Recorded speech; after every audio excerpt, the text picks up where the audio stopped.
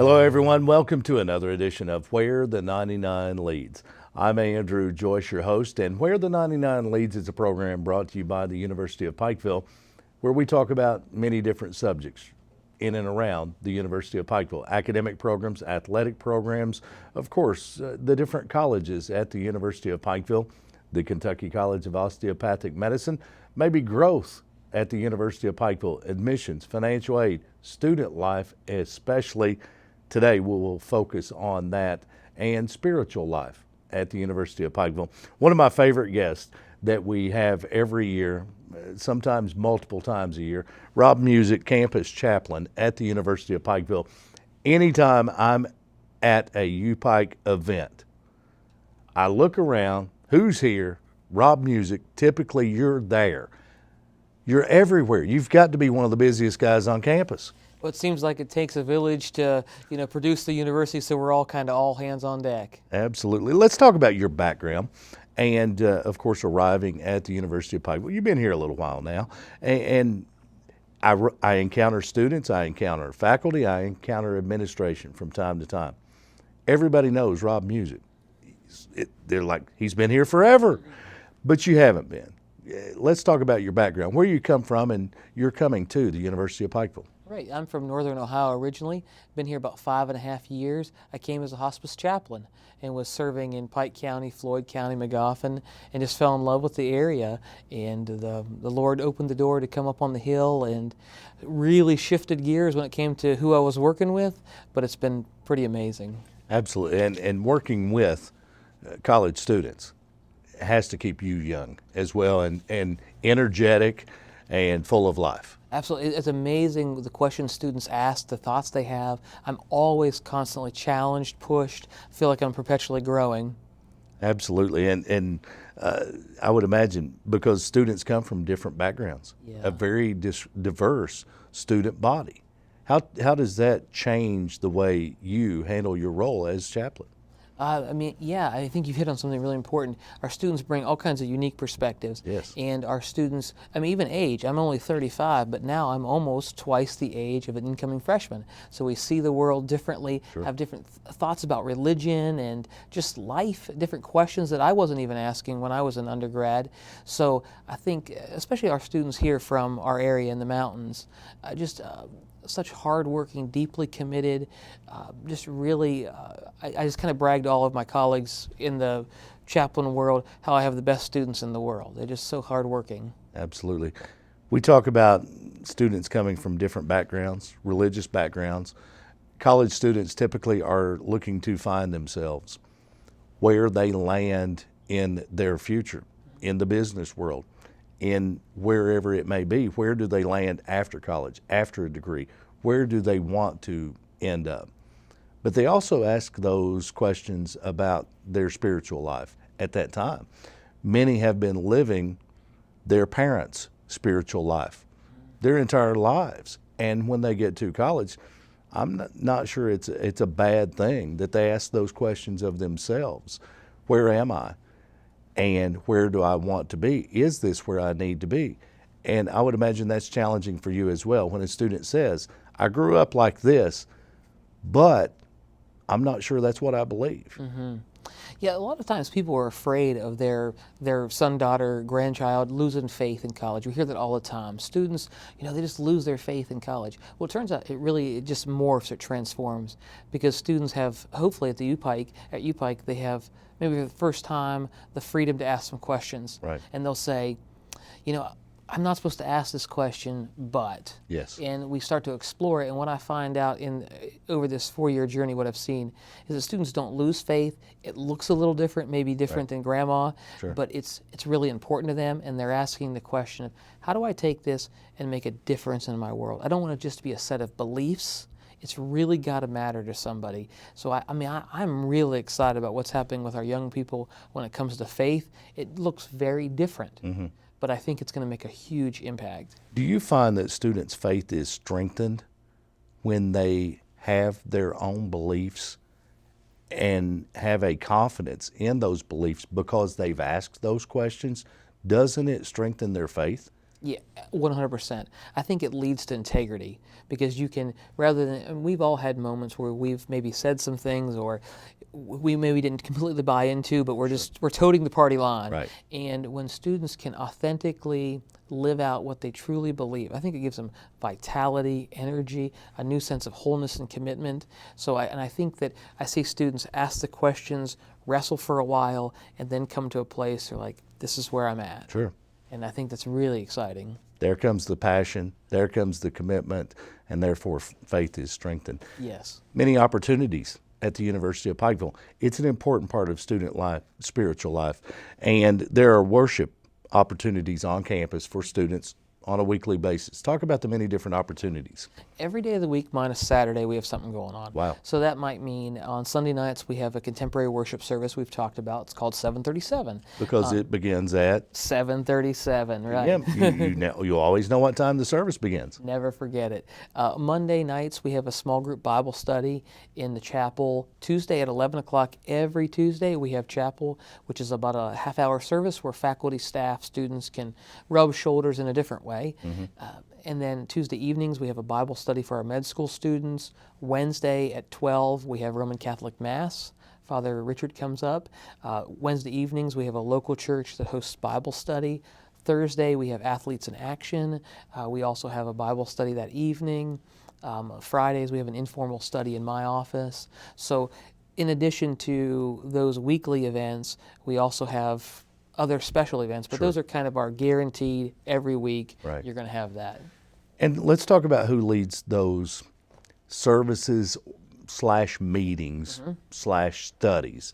Sunday night contemporary service, 737. Different leaders week in and week out? Yes, I'm responsible for making sure that it happens, but this year we're going to have various local churches coming in and kind of sharing their message, sharing their worship styles, and also their worshipers are going to rub shoulders with our students. Sure. And just say, hey, we are an entire community, so I'm really excited about local churches coming up and sharing with our students and our students sharing with them. So this year, 737 is going to look a little different. In your time at the University of Pikeville, have you seen a better mix of community and UPike, the campus and the community starting to come together more so than when you arrived? At least I can speak from my end. When I lived in the community, I had no idea what was happening on the hill. Sure. No idea. Right. And now it seems like more community members are engaging. It may be just because I'm becoming aware of it, but I really think that we are doing a great job trying to incorporate. And I hope that there are people who listen and say, I've always wondered what's going on, that they would come up and see. We are open place, and I bet that most people have been to our cafeteria at least once, Yes. so they can come up and experience what's going on in spiritual life also. Bible studies are offered at different times during the week. They're led by whom? All kinds of different leaders. We have a young guy now named Trevor Tackett. He's joined in the ESL community, teaching some classes there. He's leading some Bible studies. We have students who lead studies. So we probably have 5 or 6 different leaders for those groups. Very good. Many different opportunities available at the University of Pikeville. Many different religious backgrounds coming together on a college campus and now a university campus. And I think as we've seen, it's become less a commuter college as it was 30 years ago. Mm-hmm. A lot of commuter students. Now you have students from all over the country and all over the world. Mm-hmm. That immediately forces a diverse student body. And it opens opportunities for students to be able to expand what they see as far as different religious backgrounds. And while they may not share those beliefs or come from that culture, they can understand it better, and that makes a more complete person. Absolutely. And I think the key is one of the projects we do in one of my classes is to trying to get at why is it that we have to be inherently afraid of somebody who's different, Sure. as opposed to just simply asking some questions and sharing life. And we find that when students engage what we call the other, they say, man, that person wasn't scary at all. Right. Turns out all my stereotypes have been quite wrong. Sure. But they're a fine person. Yes. We're okay with that. We just have different beliefs. Yes. But we can get along, we can work together, we can participate in athletics together, and get along in life. We all don't have to share the same beliefs.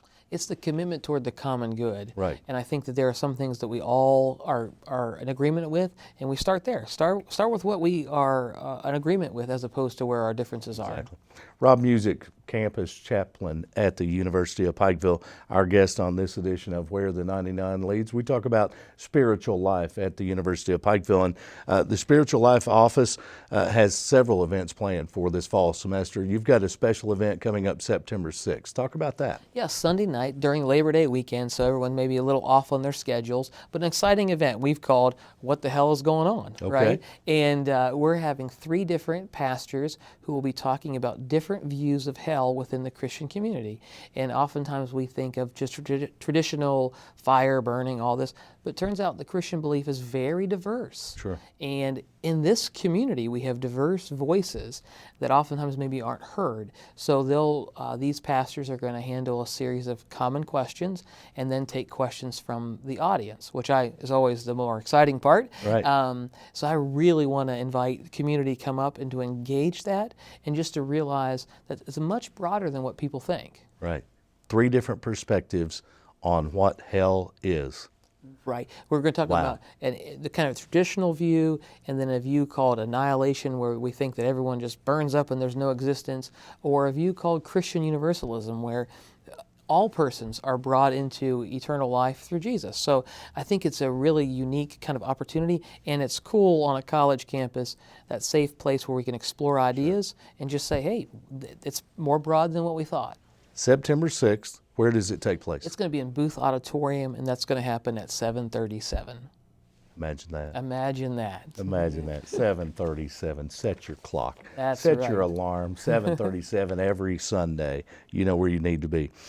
We've talked about who leads the weekly chapel services on campus. Something for athletes, something for the Roman Catholics, something for the med students, something for someone who's just looking for a Bible study.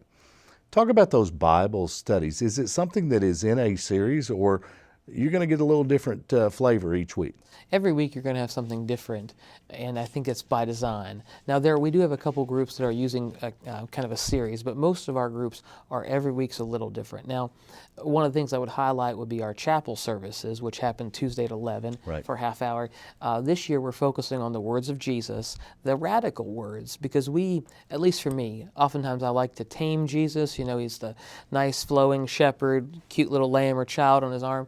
But Jesus said some very edgy, very hard things. Sure. And we want to explore that, be honest. So we'll have faculty, staff, students, local religious leaders who will come up every week, different perspective, different voice, and we're really going to see the depth of the Christian community.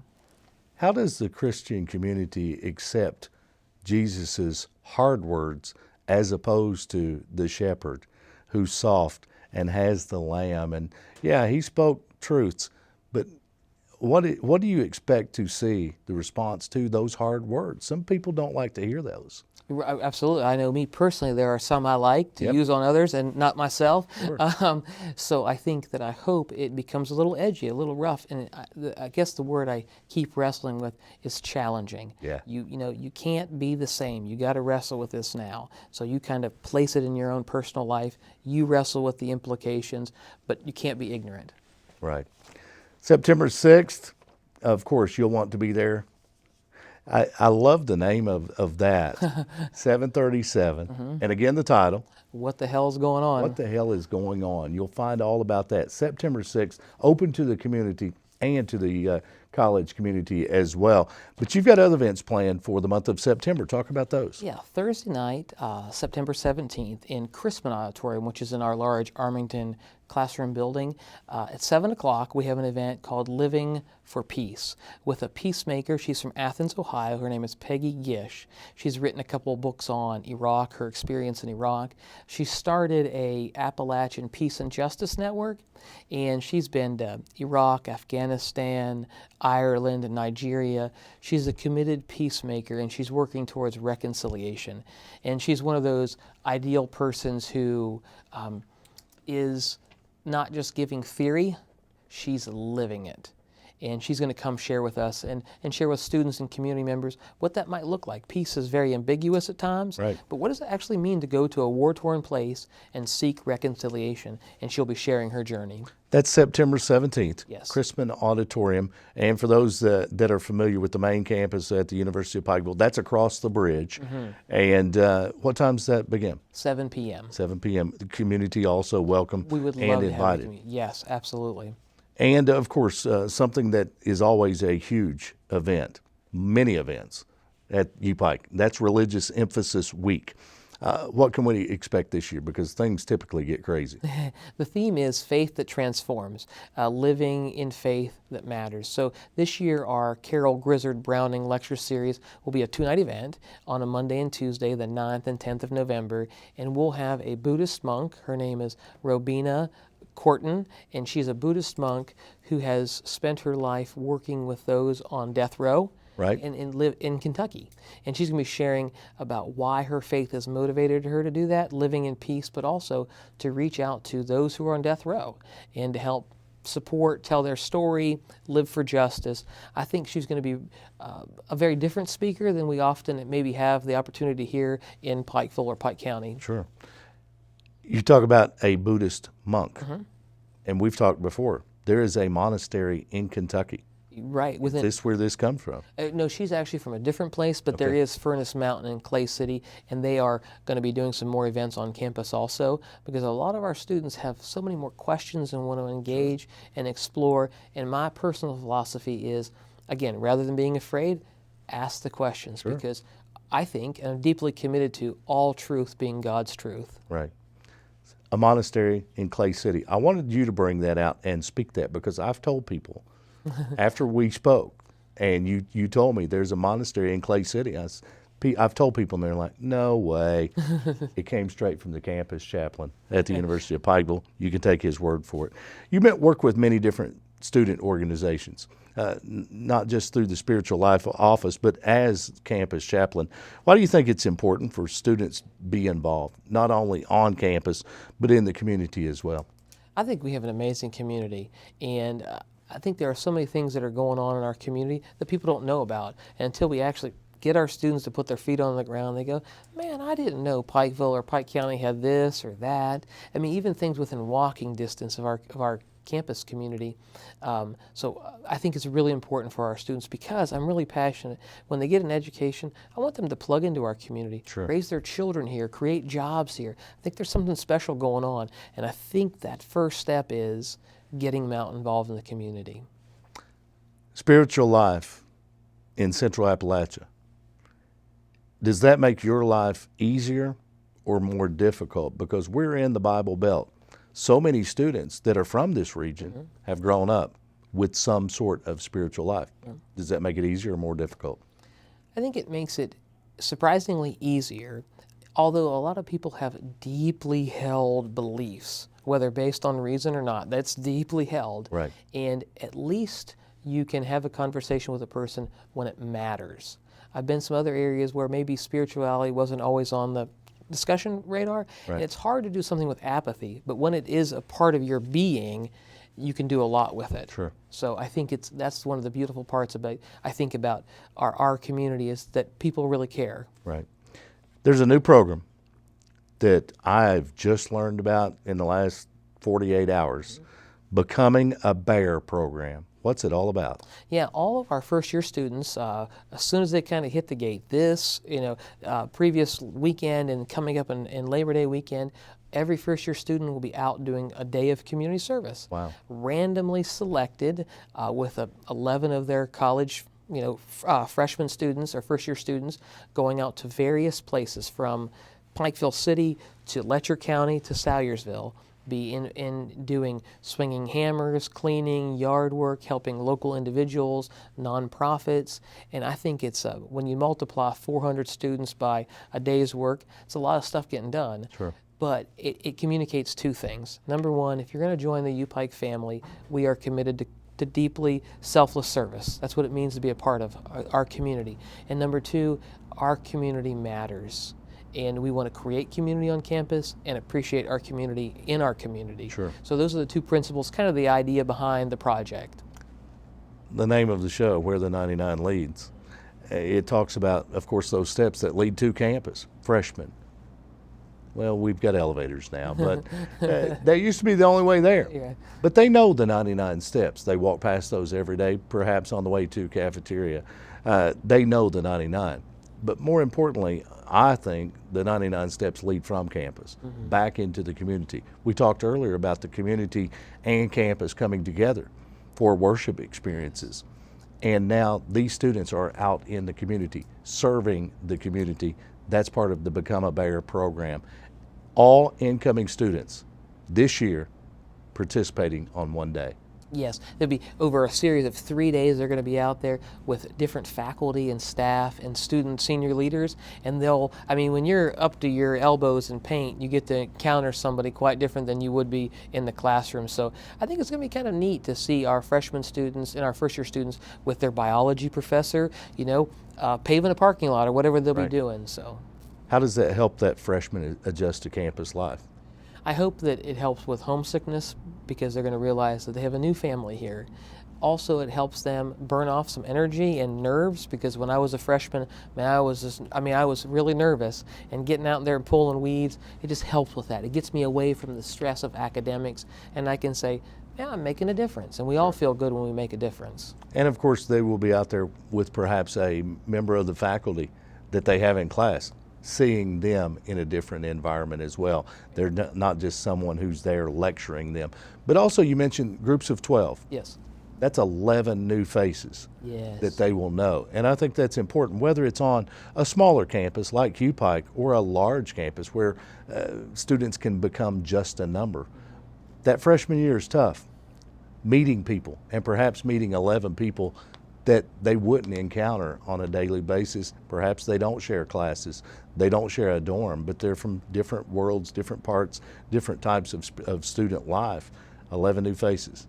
That's got to be helpful. Yes, and I always think about the awkwardness of coming to the cafeteria and you don't know anybody and you're just desperately looking around.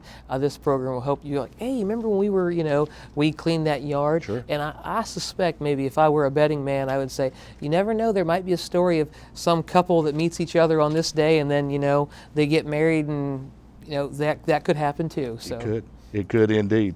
Rob Music, campus chaplain at the University of Pikeville, our guest on this edition of Where the 99 Lead.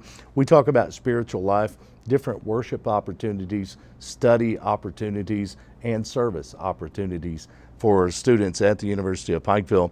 And we talk about many different opportunities for students to be involved with spiritual life. But there's one role that is particularly special. What is a student chaplain? Tell us about that. Yeah, a student chaplain is kind of an extension of the spiritual life office. It's a student who can communicate with other students, kind of sharing with their journey spiritually, maybe available, probably a little more tech savvy than their campus chaplain. And it's a way to develop spiritual leadership that they may not get in the classroom, but they're going to get now. For example, student chaplain will pray publicly, will help counsel students or guide students, and also be the one when they say, I'm so freaking out about this test, I need someone to pray with. Sure. I may be in the classroom, but this chaplain would be available, this student who's a mature leader on campus, to be available for them. How are they chosen?